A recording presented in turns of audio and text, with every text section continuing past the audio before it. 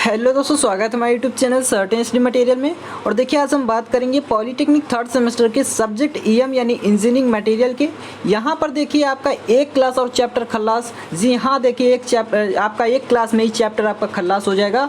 और देखिए इससे यहाँ पर और भी चीज़ जान लीजिए। यहाँ पर देखिए पहला पेपर आपका ईएम का है और पहले पेपर में ही आप टॉप कर सकते हैं। जितनी भी चीज़ें हम बताएंगे और जितना भी हम यहाँ पर आपको जितना भी इस वीडियो में जो हम बताएंगे बस उसको आप कर लीजिएगा, ठीक है।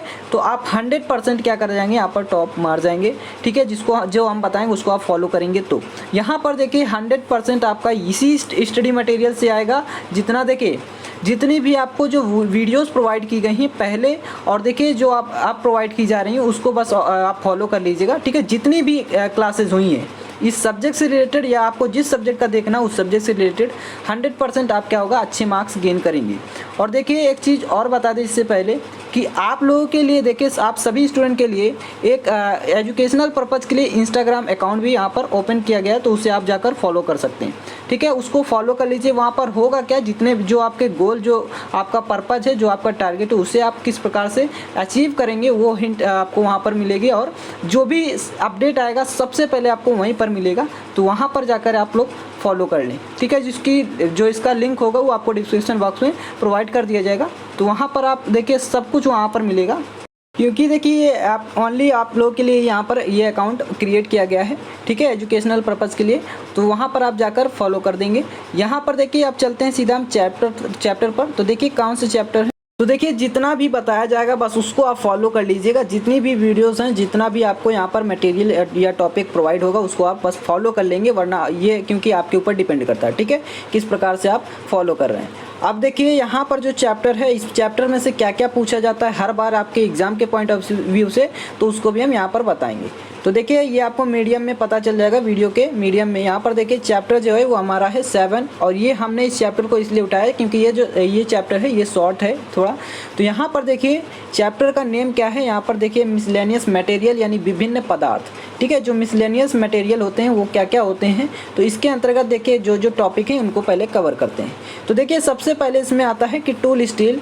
टूल स्टील क्या होता है, यानी टूल इस्पात। तो टूल इस्पात क्या होता है, देखिए टूल इस्पात एक विशेष प्रकार के इस्पात होते हैं जिनसे पदार्थों के, यहाँ पर देखिए जिनसे पदार्थों के आकार जो होते हैं उनको किसी भी मशीनिंग ऑपरेशंस के थ्रू, ठीक है, किसी भी मशीनिंग ऑपरेशन करके हम उसको क्या कर दें, किसी शेप में कन्वर्ट कर दें, ठीक है, परिवर्तित कर दें, तो वो हमारा किसी कोई भी प्रोडक्ट है उसको हम मतलब फिर उसका तैयार कर देते हैं, तो वो हमारा था टूल स्टील। टूल स्टील की सहायता से हम ये करते हैं, ठीक है, मशीनिंग ऑपरेशन के थ्रू। ये भी याद रखेंगे मशीनिंग ऑपरेशन। तो ये देखिए कई सारे ऑपरेशन होते हैं, मशीनिंग ऑपरेशन, टर्निंग, ड्रिलिंग, ठीक है, और सारा कुछ टर्निंग, ड्रिलिंग, मिलिंग सब कुछ ये होता है आपका मशीनिंग ऑपरेशन।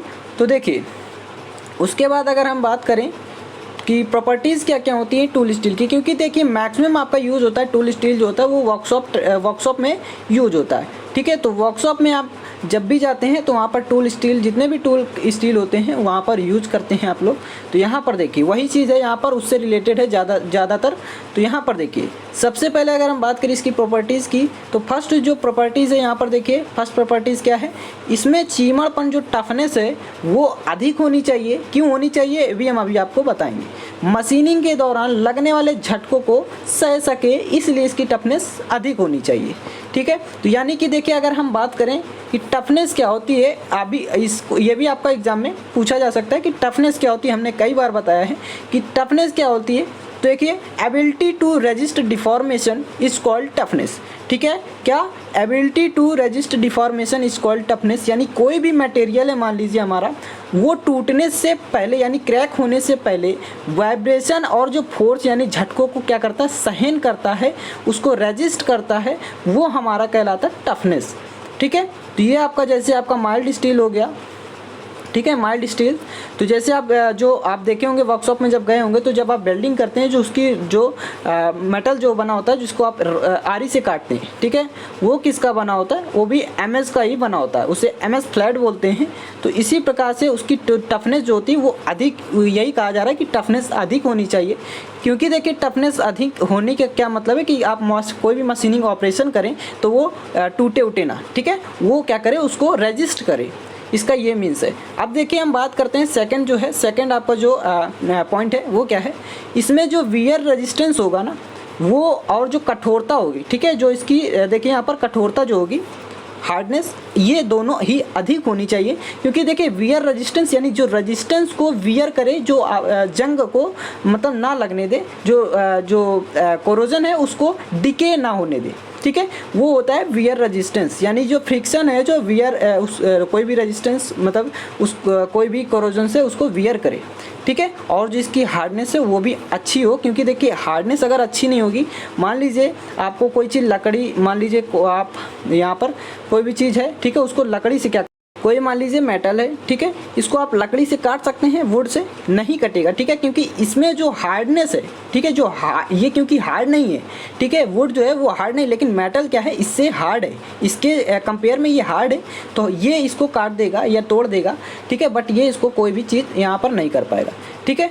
अब यहाँ पर देखिए हम बात करते हैं थर्ड पॉइंट है कि थर्ड पॉइंट जो है, इसमें उच्च ताप यानी एलिवेटेड टेम्परेचर पर क्या होता है, जो कठोरता बनाए रखने का गुण भी होना चाहिए।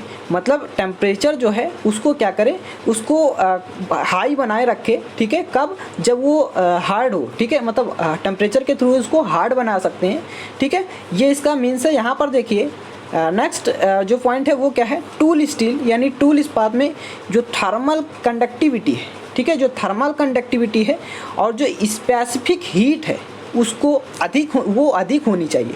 इसका क्या मीन्स है, तो थर्मल कंडक्टिविटी, क्योंकि देखिए कोई भी जब हमारा हीट ट्रांसफर्ड होता है वो थर्मल कंडक्टिविटी के अंतर्गत आता है, ठीक है। जो जितना भी हमारा मटेरियल में जो थर्मल इफेक्ट होता है, क्या, जो थर्मल इफेक्ट होता है, ठीक है, जो देखिए यहाँ पर जितना भी हमारा थर्मल इफेक्ट होता है वो हम थर्मल प्रॉपर्टीज़ के थ्रू करते हैं, तो इसी के अंतर्गत हमारा कंडक्टिविटी भी आ जाता है। अब देखिए विशिष्ट ऊष्मा ये क्या होती है, जब किसी भी मान लीजिए कोई भी हमारा मटेरियल है उसको 1 डिग्री सेंटीग्रेड तक क्या करना है, उसको हीट करना है। 1 डिग्री सेंटीग्रेड यानी कोई भी हमारा मटेरियल है, मान लीजिए उसका हमको टेम्परेचर 1 डिग्री सेंटीग्रेड बढ़ाना है, ठीक है, कितना, 1 डिग्री सेंटीग्रेड। तो उसको बढ़ाने के लिए जितनी भी हमें क्या होगी, जितनी भी हमको ऊष्मा की आवश्यकता पड़ेगी, यानी कि बढ़ाने के लिए जो भी हमको हीट की आवश्यकता पड़ेगी, ठीक है, तो वो हमारा क्या होगा, हमारा स्पेसिफिक हीट होगा, ठीक है। तो यानी कि इसको आसान भाषा में भी आप समझ सकते हैं यहाँ पर कि किसी भी पदार्थ का मान लीजिए 1 किलोग्राम द्रव्यमान का जो तापमान है 1 डिग्री सेंटीग्रेड तक अगर हमको बढ़ाना है तो हमें स्पेसिफिक हीट की आवश्यकता पड़ेगी, ठीक है, यानी स्पेसिफिक हीट हमारा क्या होगा, आवश्यक होगा। तो ये अब हमारा हो गया प्रॉपर्टीज़। अब हम बात करेंगे किसकी, तो types of tool steel. Types of tool steel, यहाँ पर देखिए टाइप्स आपका एग्जाम में क्या पूछ सकता है कि मतलब टूल जो स्टील है वो कितने टाइप्स के होते हैं, तो ये वेरियस टाइप के होते हैं, ठीक है। अब देखिए किस किस टाइप के होते हैं ये भी आप जान लीजिए। तो यहाँ पर देखिए आपके एग्ज़ाम में कोई एक टाइप भी आपको दे सकता है, या आपको टाइप नहीं भी देगा तो आपको कोई एक टाइप दे देगा इसके अंदर। तो देखिए सबसे पहले अगर हम बात करें तो हाई कार्बन टूल स्टील। तो यहाँ पर देखिए एक चीज़ और जान लीजिए सभी स्टूडेंट कि देखिए यहाँ पर आपको अभी शाम को ही आपको इसी सब्जेक्ट से यानी ईएम से ही रिलेटेड आपको एक क्लास और मिल सकती है, ठीक है, तो आप लोग वहाँ पे भी बने रहेंगे। यहाँ पर देखिए इसमें कार्बन की अगर हम बात करें जो परसेंटेज होती है वो होता है कितना, 0.7 से 1.25%, और मैग्नीज अगर हम बात करें तो ये 0.2 से 0.8% तक होता है। आपका एग्ज़ाम में पूछ लेता है कि कितने परसेंटेज मात्रा होती है इसकी, ठीक है। तो यहाँ पर देखिए अगर हम बात करें हाई कार्बन टूल स्टील यानी हाई कार्बन स्टील भी इसे कह सकते हैं, हाई कार्बन स्टील, तो इसमें भी जो कार्बन परसेंटेज होता है वो 0.8 से 1.5% तक होता है। तो आपको कोई भी यहाँ पर ज़्यादा वेरिएशन नहीं आएगा, ठीक है, तो आप वो भी लिख सकते हैं। अगर आपको पता है हाई कार्बन, मीडियम कार्बन और लो कार्बन स्टील तो वहाँ पर ये भी आप लिख देंगे, कोई दिक्कत नहीं। अब इसकी यूजेस की अगर हम बात करें क्या क्या यूज़ होता है, कहाँ कहाँ पर इसका यूज़ होता है, तो देखिए इस टूल स्टील का उपयोग जो होता है फाइल्स यानी रेती में, जैसे आप कारपेंट्री शॉप में या अदर शॉप में आप यूज करते हैं फाइल्स का, वेरियस फाइल्स का, ठीक है। और ड्रिल बिट जो होता है, ड्रिल बिट जिसको ड्रिल में लगाते हैं। और देखिए यहाँ पर जो छेनी हो गया, चीजल, ठीक है, चीजल जो हो गया छेनी, और हथौड़ा यानी हैमर, ये आदि सभी क्या होते हैं, ये हाई कार्बन स्टील के ही बनाए जाते हैं, या हाई कार्बन टूल स्टील भी इसे कहते हैं। ये याद रखेंगे कि अगर पूछा जाए कि आपका जो फाइल होता है, ये जो हथौड़ा होता है, हैमर होता है, ड्रिल बिट होता है, किस मटेरियल मतलब किस स्टील के अंतर्गत आते हैं, तो हाई कार्बन स्टील। अब हम बात करते हैं हाई स्पीड स्टील। ये बहुत इंपॉर्टेंट है, ये आपका बहुत इंपॉर्टेंट है, ये आपके वर्कशॉप के एग्ज़ाम में भी पूछा जा सकता है, WT वाले एग्ज़ाम में। तो देखिए यहाँ पर जितनी भी वर्कशॉप में मैक्सिमम जो टूल्स होते हैं वो HSS के ही बने होते हैं, यानी हाई स्पीड स्टील। अब देखिए हाई स्पीड स्टील जो है यह टूल स्टील में बहुत ही प्रसिद्ध नाम है, यानी देखिए टूल स्टील में क्या है, बहुत ही प्रसिद्ध नाम है। यह उच्च कार्बन टूल स्टील की तुलना में, यानी हाई कार्बन टूल स्टील की जो तुलना में हम बात करें तो उच्च गति से कटाई करता है। यानी अगर हमें कोई भी मटेरियल को कटिंग करना है तो इसको हम यूज करने से बहुत ही अच्छे से ईजी वे में उसको काट सकते हैं।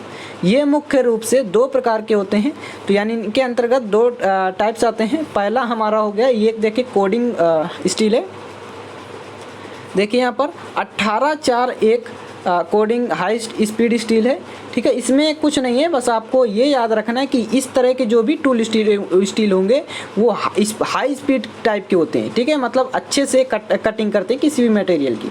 तो इसमें अगर बात करें कि आपको एग्जाम में कि इसके कंपोजिशन बताइए, यानी संगठन या संगठक बताइए, तो यहाँ पर आपको बताना है कि इनका कंपोजिशन किस प्रकार से बनता है।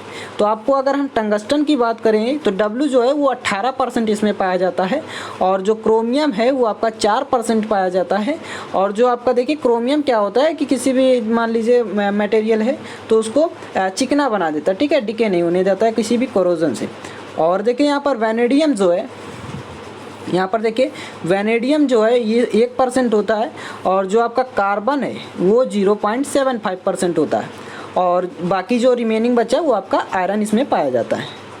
इसके यूजेस की अगर हम बात करें तो देखिए यूजेस इसका कहाँ कहाँ पर करते हैं, तो इसका उपयोग ड्रिल और रीमर क्या होता है, ड्रिल तो आप जानते हैं होल करने के लिए, बट रीमर क्या होता है, किसी भी होल को इंक्रीज करने के लिए, ठीक है। मिलिंग और देखिए रिड्यूस लेंथ जिस मतलब कह सकते हैं, और मिलिंग कटर हो गया, और टर्निंग टूल्स हो गया, जिसमें टर्निंग का मतलब क्या होता है, रिड्यूस डाया, यानी डाया को रिड्यूस करने के लिए टर्निंग ऑपरेशन यूज करते हैं।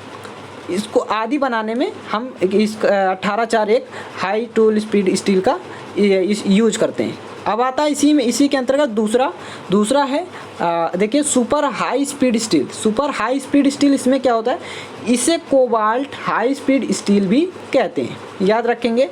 कोबाल्ट हाई स्पीड स्टील अगर आपके एग्जाम में आ जाता है तो भी आप यही लिखेंगे, सुपर हाई स्पीड स्टील ही समझेंगे इसको। देखिए इसका जो कंपोजिशन की अगर हम बात करें तो इसमें कंपोजिशन जो कोबाल्ट की होती है वो 10 से 12% तक होती है, और जो यहाँ पर टंगस्टन होता है वो आपका 20 से 22% पाया जाता है। जो क्रोमियम होता है ये 4%, और जो वैनेडियम है ये 2%, कार्बन 0.8%, रिमेनिंग जो बचा वो आपका आयरन पाया जाता है। इसके यूजेस की हम बात करें तो हैवी ड्यूटी, देखिए यहाँ पर हैवी ड्यूटी मशीनिंग में इसका यूज करते हैं। अब हम बात करते हैं टंगस्टन कार्बाइड या स्टील का। तो टंगस्टन कार्बाइड या स्टील, तो देखिए इससे क्या करते हैं, इसे सीमेंटेड कार्बाइड या सिंटर्ड कार्बाइड भी कहते हैं, याद रखेंगे। टंगस्टन कार्बाइड कहिए और चाहे सीमेंटेड या सिंटर्ड कार्बाइड भी कह सकते हैं। इसे पाउडर मेटलर्जी द्वारा बनाया जाता है, किसके द्वारा, पाउडर मेटलर्जी, यानी जो पाउडर धातुकर्म होता है उसके द्वारा बनाया जाता है। अब देखिए यहाँ पर इसे टंगस्टन एवं टिटेनियम या टैंटेलम भी इसे कहते हैं, तो इसके पाउडर को कोबाल्ट के पाउडर के साथ मिक्सचर करके बनाया जाता है, ठीक है। बाद में उसको प्रेस कर देते हैं तो ये हमारा बन जाता है। अब इसको देखिए अगर हम बात करें इसमें कंपोजिशन की, तो देखिए यहाँ पर कंपोजिशन यहाँ पर देख लीजिए क्या क्या कंपोजिशन होते हैं इसमें। तो कोबाल्ट जो होता है वो आपका देखिए यहाँ पर 3 से 13% पाया जाता है, और जो TAC है, ये जो टाइटेनियम है, जो टिंटेलम है, ये हमारा 8 से 20% पाया जाता है। रिमेनिंग जो होता है वो हमारा टंगस्टन कार्बाइड होता है। नेक्स्ट अगर हम बात करें इसकी प्रॉपर्टीज़ की, तो इसमें इसकी प्रॉपर्टीज़ भी काफ़ी ज़्यादा फेमस है, तो इसलिए इसको मतलब आप पूछ लिया जाता है बाई चांस। तो देखिए इसमें हार्डनेस, यानी जो रेड हार्डनेस है, अर्थात उच्च ताप पर कठोरता बनाए रखने का गुण होता है। ठीक है, जो रेड हार्डनेस क्या होती है, मतलब कोई भी हमारा मेटल है, ठीक है, मेटल है तो उसको क्या करती है, बहुत ही मैक्सिमम टाइम पीरियड तक उसको हार्ड मतलब कठोर बनाए रखती है, हार्ड बनाए रखती है।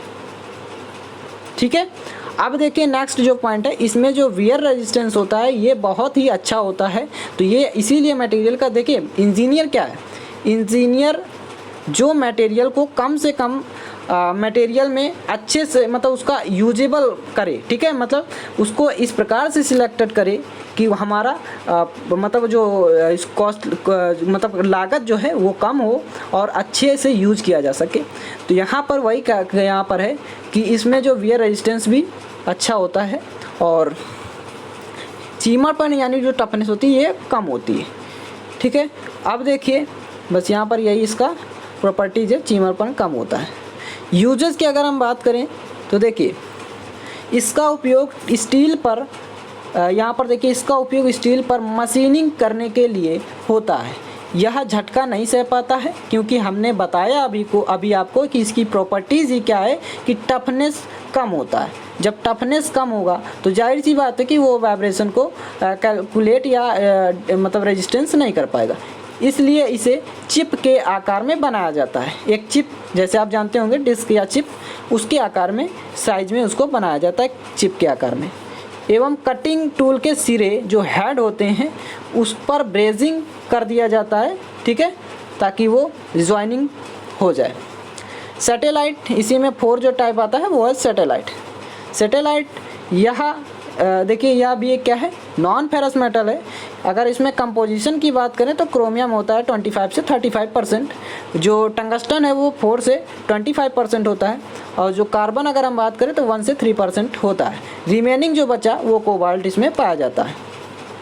इसकी प्रॉपर्टीज़ जान लीजिए, क्योंकि देखिए एग्ज़ाम में आपको कोई भी एक टाइप दे दिया जाएगा, उसकी प्रॉपर्टीज़ यूजेज पूछ सकता है। यहाँ पर देखिए इसमें रेड हार्डनेस अधिक होती है, इसमें घर्षण प्रतिरोधकता, यहाँ पर देखिए 2 पॉइंट लिख दीजिएगा, इसको 3 पॉइंट लिख देंगे, इसको 4 पॉइंट लिख देंगे। ठीक है, तो देखिए इसमें घर्षण प्रतिरोधकता यानी वियर रेजिस्टेंस जो होगी वो अधिक होगी, और यहाँ पर देखिए कोरोजन रेजिस्टेंस अधिक होता है, और यहाँ पर चीमड़पन यानी टफनेस क्या होता है, कम होता है इसका भी। अब देखिए यहाँ पर पूरे टाइप्स जो हैं वो आपके जितने थे वो ख़त्म हो गए हैं। अब यहाँ पर बियरिंग मेटल्स, ये इंपॉर्टेंट डाल लीजिए आप, एग्ज़ाम के पॉइंट ऑफ व्यू से ये इम्पॉर्टेंट है। तो बियरिंग मेटल पूछ लेता है, इसका उपयोग शाफ्ट एवं स्पिंडल को सपोर्ट करने के लिए होता है। और देखिए यह जो है ये है एंटी फ्रिक्शन। ठीक है, एंटी फ्रिक्शन यानी घर्षण रोधी पदार्थ होता है। अगर आपको डिफिनीशन लिखनी तो आप लिख सकते हैं कि ये एक घर्षण रोधी पदार्थ है जिसका उपयोग करते हैं स्पिंडल और शाफ्ट को सपोर्ट करने में। अब देखिए इस बियरिंग धातु जो है ये मुख्य रूप से टिन यानी एसन से डिनोट करते हैं, और लेड, कॉपर, एंटीमनी इनकी मतलब मिश्र धातु से यानी इनको मिक्सचर करके हम बनाते हैं बियरिंग मेटल्स। अब देखिए यहाँ पर टाइप्स देख लीजिए, बियरिंग मेटल्स किस किस टाइप के पाए जाते हैं। तो देखिए टाइप्स ऑफ बियरिंग मेटल, तो ये 3 टाइप्स के होते हैं। तो देखिए लेड बेबिट हो गया, और टिन बेबिट हो गया, और टिन ब्रॉन्ज हो गया। तो यानी इसके अगर हम कंपोजिशन की बात करें कि जो लेड बेबिट है ये आपका कंपोजिशन एग्जाम में देखिए कंपोजिशन पूछ सकता है। ये कंपोजिशन तो एक श्योर है। ठीक है, किसी भी चीज़ का कंपोजिशन पूछ सकता है। अब यहाँ से आपका पूछे या आप किसी अदर से, तो यहाँ पर देखिए जो इसमें लेड होता है वो 75% होता है, जो टिन होता है वो हमारा 10%, जो एंटीमनी है वो हमारा 15% इसमें पाया जाता है, 15%। टिन बेबिट जो है इसमें कंपोजिशन की बात करें तो 88% इसमें टिन पाया जाता है, जो एंटीमनी होता है वो हमारा 8%, और जो कॉपर है वो 4%। कॉपर 80%, टिन जो है वो 10%, और जो लेड है वो 10%। फाइनली 100% हो गया। अब देखिए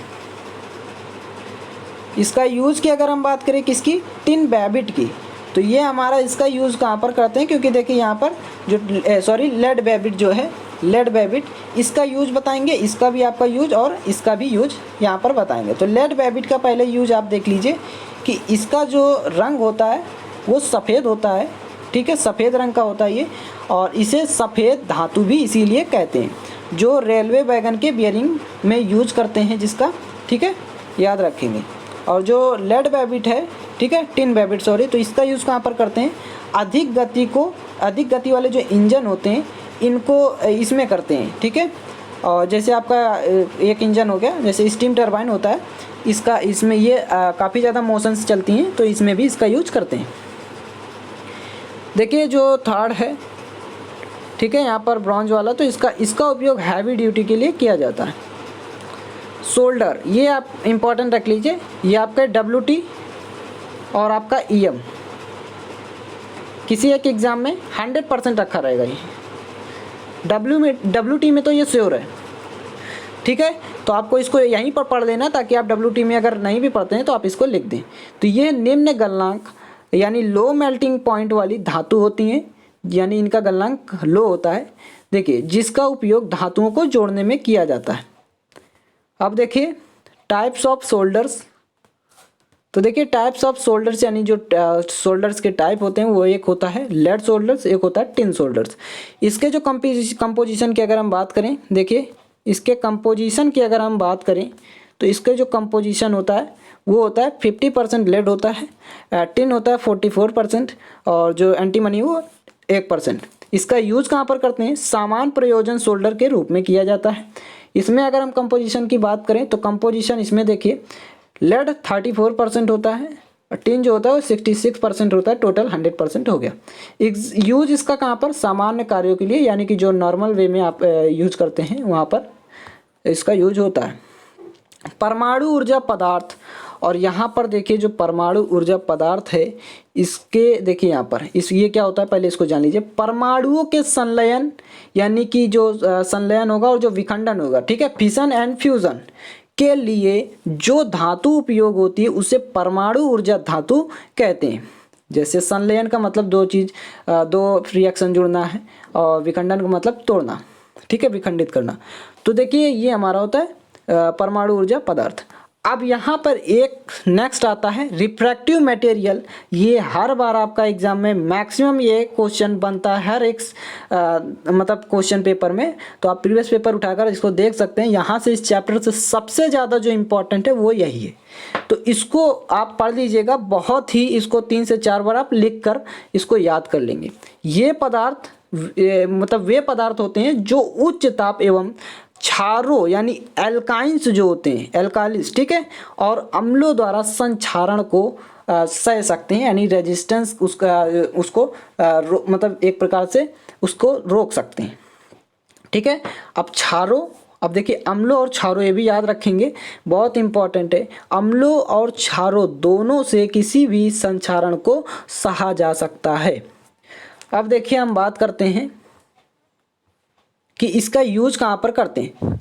तो देखिए इसके यूज की अगर हम बात करें तो इसका यूज होता है भट्टियों में, जैसे फर्नेस हो गया, ठीक है, फर्नेस में, बॉयलर्स और ओवेंस, ठीक है, जो तंदूर वगैरह होते हैं, न्यूक्लियर रिएक्टर आदि में इसका यूज होता है। ये बिना गले, ये देखिए दूसरा पॉइंट है, ये आप पहला पॉइंट लिख सकते हैं, ये बिना गले यानी विदाउट फ्यूज्ड, ये 50 डिग्री सेंटीग्रेड यानी कि 500 डिग्री सेंटीग्रेड से ये -28 डिग्री सेंटीग्रेड तक ये टेम्परेचर को क्या कर सकता है, ये सह सकता है, ठीक है। बहुत ही अच्छा यहाँ पर इसका टेम्परेचर है। या आप ये भी लिख सकते हैं कि इसका जो टेम्परेचर होता है मेल्टिंग पॉइंट, या आप ये भी लिख सकते हैं कि इसका 2000 डिग्री सेंटीग्रेड को, ये तापमान को ये सह सकता है, रजिस्ट कर सकता है। इसका यही यहाँ पर कैरेक्टरिस्टिक्स है। अब हम बात करते हैं, देखिए टाइप्स ऑफ रिफ्रैक्टिव मटेरियल्स।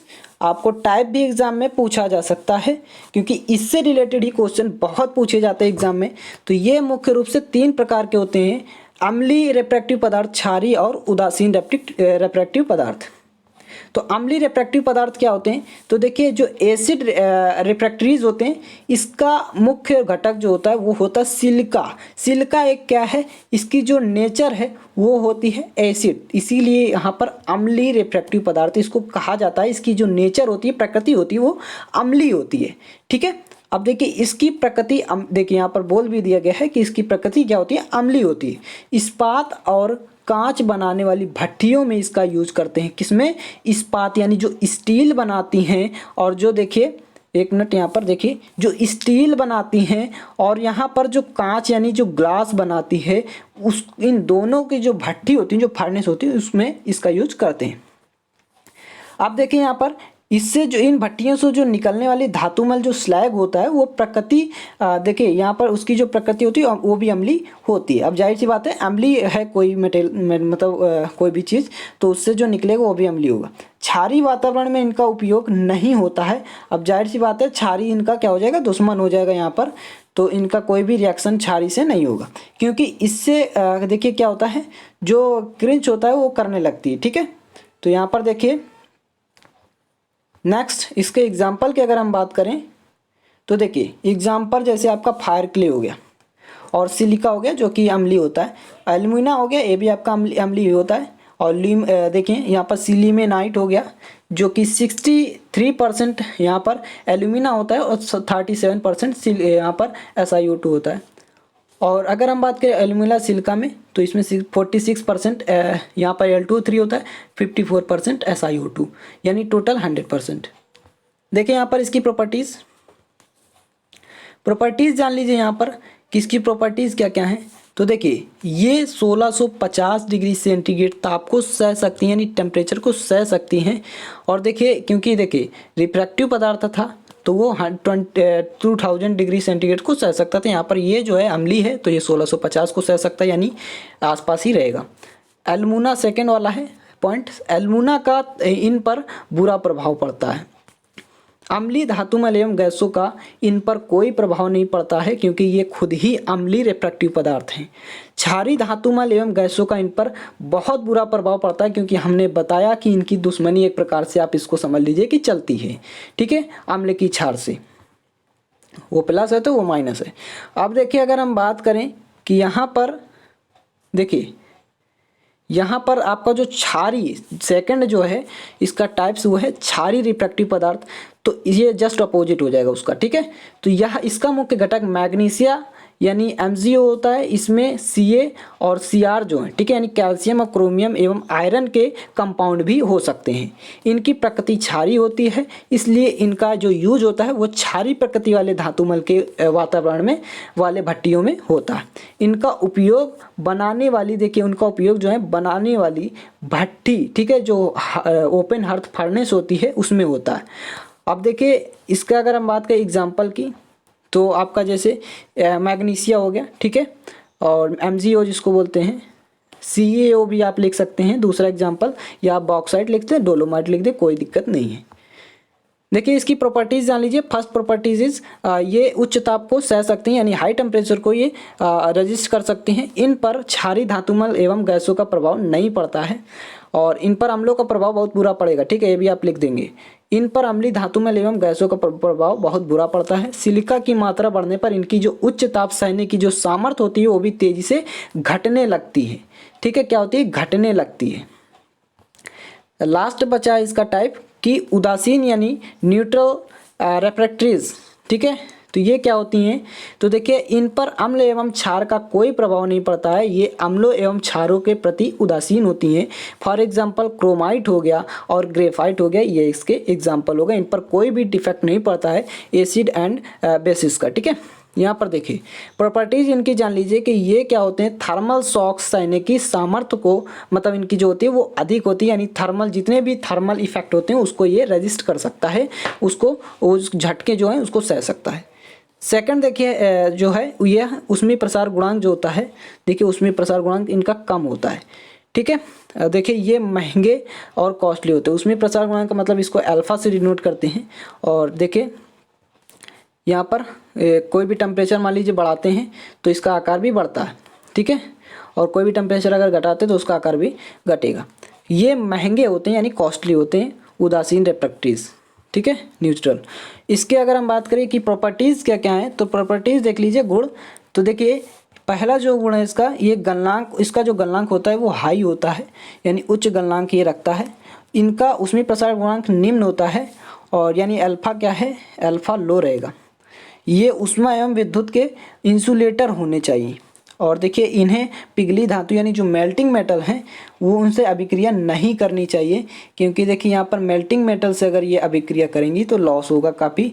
ठीक है, यहाँ पर देखिए, क्योंकि देखिए जितनी भी हमारी देखिए यहाँ पर जितनी भी एसिड है, ठीक है, जो अम्ल हैं और जो क्षार हैं, उनका जो धातुओं पर जो इफेक्ट होता है वो बहुत ही हानिकारक होता है, आप जानते हैं।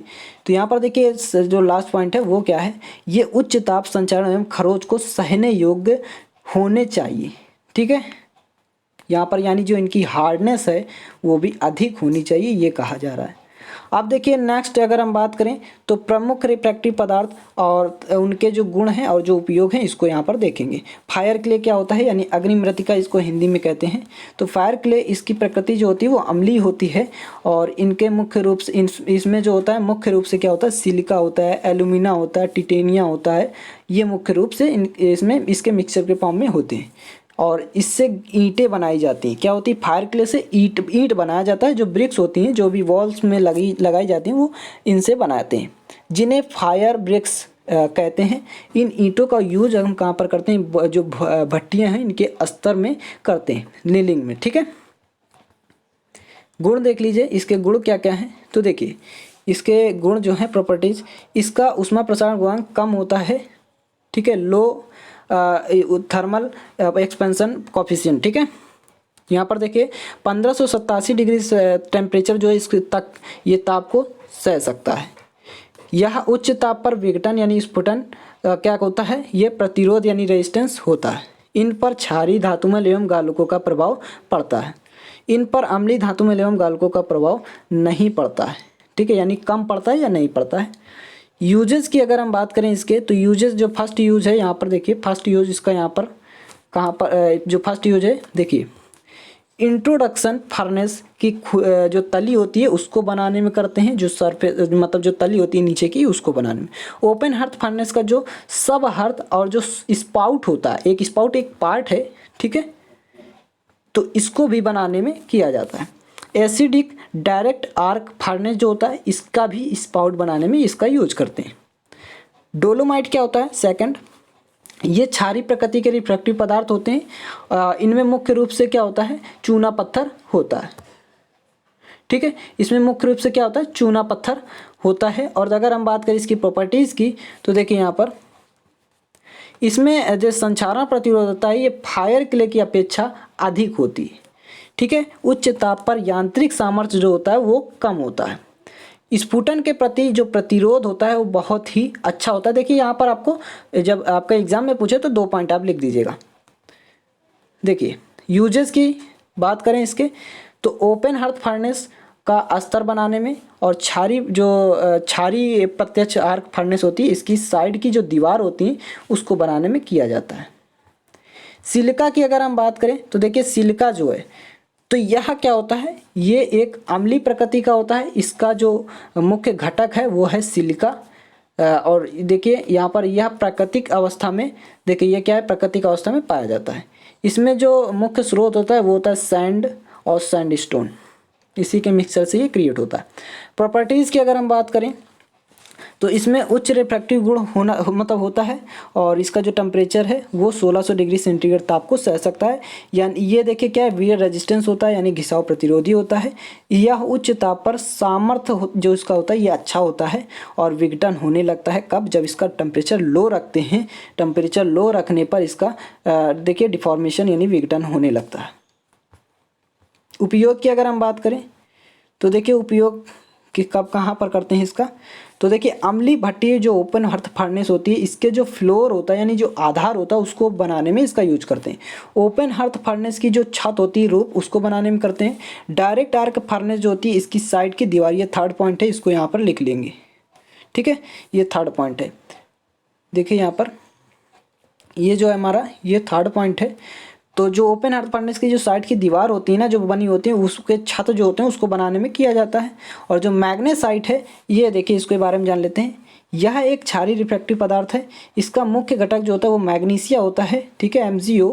और इसमें जो मैग्नीशिया जो होता है वो 85 से 90% तक होता है।